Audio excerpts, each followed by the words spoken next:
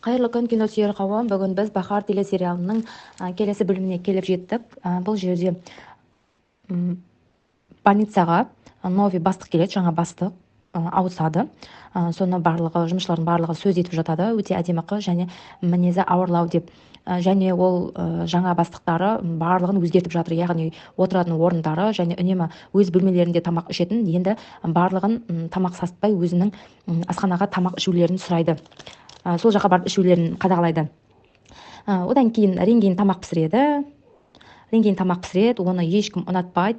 Парла болса, анашым, енді бүгін қай тамағыңыздың тұзы көп, қай тамағыңыздың тұзы аз болды екен деп, оны анасын сөзбен шағып отырады. Сол кезде енесі, яғни Небра ханым да оған келісе кетіп, не қылып кетіпті, тамақ дәмсіз болыпты деген сияқты үшеуі бірге, Тимур бар, үшеуі бірге прикол қылып әзілдесіп отырады. Сол кезде жаңағы салаттың, Тимур айтады, мына салаттың тұзы аз екен дейді. Сол кезде реңген жарайды, мен тұз алуға барам деп тұз алуға кетеді. Сол кезде Парла айтады, анашым, сен үй шаруашылығына қатты беріліп кеткен жоқсың ба дейді. Сол кезде ішінен жынданып тұздың барлығын әкеледі де бағанағы Тимурдың алдындағы салатқа кәдімгі уыстап тұзды салып жібереді. Ал енді салатта тұзы аз деп едіңдер, енді тұз салдым, тауысып қойыңдар дейді. Сол кезде кәдімгідей өз-өзім молодец, осы екеуіне сол керек еді деп отыр едім, жақсы болды. Сөйтіп, ал Бахарлардың үйі болса, Гүлшеше ханым Шағла қонаққа келген, Шағла бар, Бахар бар, үшеуі дастархан басына тамақ ішіп отырады. Сол кезде Ұмай келе жатады. Бахар айтады, Ұмай қызым, кел тамаққа дейді. Ұмай, жоқ, мен қарным аш емес, мен өздеріңіз іше беріңіздер, мен бармаймын дейді. Сол кезде Ұмайға айтады, қызым, келші, бәріміз бірге дастархан басында жиналмағалы көп болды, бәріміз бірге тамақ ішейік дейді. Сол кезде Бахар айтады, Ұмай айтады, бұл дастархан ешқашан енді баяғыдай болмайды дейді. Сол кезде Бахар біртүрлі болып, сол кезде әжесі Ұмайды алдарқатып, мен саған әдемі пирог, торт дайындап қойдым, екеуміз бірге теледидар көрейік, кино көрейік дейді. Содан кейін Азиз бен Серен екеуі өздерінің үйлерінде жұмыс жасап талқылап жатады. Екеуі біраз сөйлеседі. Серен өзінің аяғы ауыр екенін Бахарға айтады.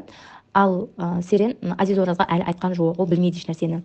Тимур Серен өзі кішкентай бір нәрсе қатты бір нәрсе айтса болды, көзінен жас шығып, мөлтілдеп жылай кетеді.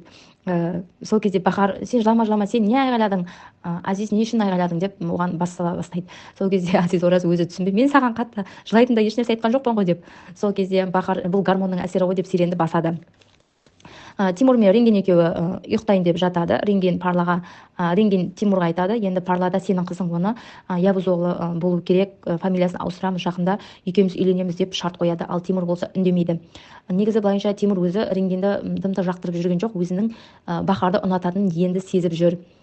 Бахарға қайтып барғысы келіп жүр. Бахар өзінің үйінде ыдыс жуып жатады. Сол кезде терезеге қарап қалған кезде Эврен далада есікте кірмекші болады. Сол кезде Бахар мен екеуінің көздері түйісіп қалады да қайтадан шығып бара жатады. Сол кезде артынан Бахар жүгіріп барып Тимурға айтады, сен не үшін келдің, не үшін бара жатырсың дейді. Сен не үшін үн-түнсіз кетіп қалдың дейді. Сол кезде Эврен дәрігер айтады, мен ешкімге еш нәрсе жасаған емеспін деп өйтіп артық еш нәрсе айтпайды. Және Эврен айтады, сен солай істейді деп ойлайсың ба дейді. Сол кезде Бахар айтады, мен сені олай істейді деп ойламаймын, бірақ мен ешкім өтірік айтпайды деп барлығына сеніп жүрген кезде сен солай жасадың, мен қатты қиналдым деп жылап өз үйіне қарай жүгіріп кетеді. Одан кейін жаңа бастық келеді. Ол әдемі Сүрия деген қыз болады. Аты Сүрия болады. Одан кейін Сүрия Эвреннің бір ай жоқ болып кеткен жоқ па Эврен. Сол кездегі осы Сүрия деген қызға барған екен, екеуі бірге уақыт өткізген. Сол Сүрия деген қыз осы Эвреннің дос қызы болып шығады. Ол қыз не үшін келді дейсіздер, сол Эвренді жақсы көріп қалған екен. Менің ойымша сол соның қасына осы ненің бастығы болып, Моспанецтің бастығы болып келеді. Әйтеуір бәрі Эвреннің достарының бәрі қыз бастық, әйтеуір бәрі.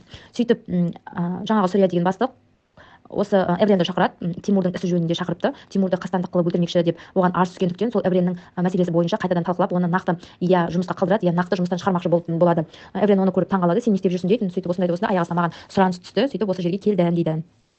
Аяқ астынан Ұмай Ренгеннің үйіне келеді. Үйіне келсе Парла сурет салған екен, және Ұмай үйге есігін келгеннен кейін менің әжем, менің сүйікті әжем мен әкешім қайда, анау мынау деп өзі тиіскісі келеді. Сол кезде қабырғадағы суретті көреді Ұмай, мына сурет әдемі болыпты дейді. Сол кезде тыныш тұрмай Парлады, біз салдық ол суретті, екеуміз бірге салғасын, өте керемет болды дейді. Ұмай болса, біз деген кім, сонда кім көмектесті саған дейді. Парла, әкеміз екеуміз салдық дейді. Сол кезде екеуі жынданып бір-бірімен қырқысып, Ұмайды тыныштырмайды, бір-бірімен төбелесе жөнеледі. Екеуі шамалы теке тірес болады. Одан кейін Тимурды да шақырады. Тимурды да жаңағы Сүрия деген шақырады. Тимурға айтады, осындай да осындай әдейі әбілен дәрігер жөнінде сіз арыз тастапсыз, ота үстінде сізді өлтірмекші болған екен дейді. Сол шындыққа жанаса ма жанаспай ма, осы жөнінде барлығымыз талқылап нақты шешімін айтпақшымын. Сондықтан сіздің көмегіңіз керек дейді. Сол кезде Тимур айтады, мені ол әбілен әдейі өлтірмекші болды, мені қасақана өлтірмекші болды дейді. Сол кезде әбілен жаңағы Сүрия не үшін сені өлтірмекші болды дейді. Сонда оның біраз арамызда біраз нәрсе болған, соның кегін алып жатыр дейді.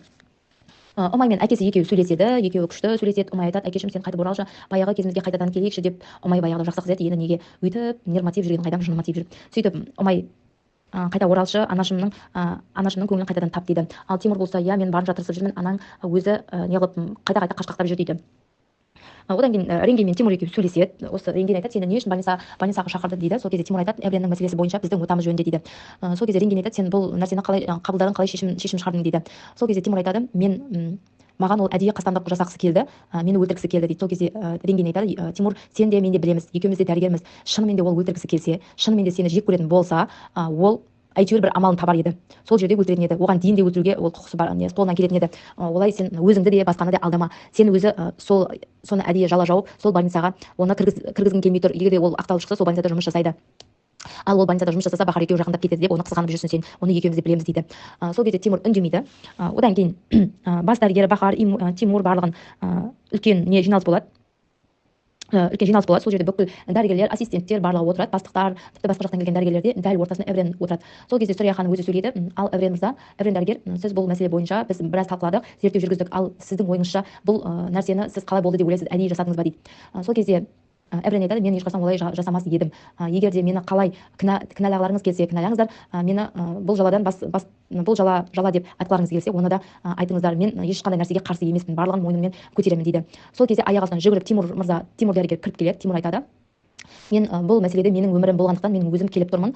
Бұл жерде егер де Эврен дәрігер мені өлтіргісі келсе, өлтіретін еді, бірақ ол мені де және менің маған жақын адам Бахарды да ол не қылып қалды, құтқарып қалды, мен өз арызымды қайтарып аламын дейді. Сол жерде бәрі таңғалады, Эврен дәрігер де таңғалады. Сол кезде айтады, өз Азиз Ораз баласы да таңғалып, әке неге олай жасадың, мені ұятқа қалдырдың ғой, ең болмаса басында айтпадың ба, олай жасадың, былай бас тартамын деп. Мен бұл жерде ұят болды ғой деп айтады.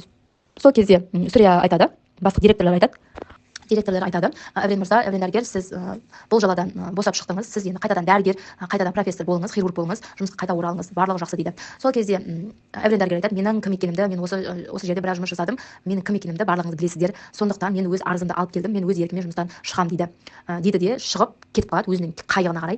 Сол кезде бағанағы кім еді, Сүрия артынан жүгіріп қайығына қарай келеді де, сен не үшін олай жасадың, сенің сүйген әйелің Бахар екен ғой дейді. Сол Эврен айтады, иә мен Бахарды шынымен де жақсы көремін дейді. Сол кезде сені шынымен де жақсы көрсе, осы жерде болатын еді дейді де, екеуміз енді осымен осы нәрсе біткен шығар, жақсы қош бол деп жаңағы Сүрия кетіп қалады. Одан кейін Бахар жүгіріп келеді, Эвренге айтады, мен сенің қасыңда өте керемет күй кешемін, мен сені шынымен де жақсы көремін, жұрттар не десе де о десін, мен қайтадан сені жақсы көруге тырысамын, жақсы көруден қорықсам да, мен сені қайтадан жақсы көргім келеді дейді. Содан кейін ол жерде Тимур да алыстан қарап тұр, Сүрия да алыстан қарап тұр. Сөйтіп Эврен дәрігер барады да Бахар екеуі сүйіседі. Сонымен бүгінгі серия аяқталады. Бүгінгі бөлім өте керемет өтті. Егер де ұнаса лайк басыңыздар, тіркеліп кетіңіздер.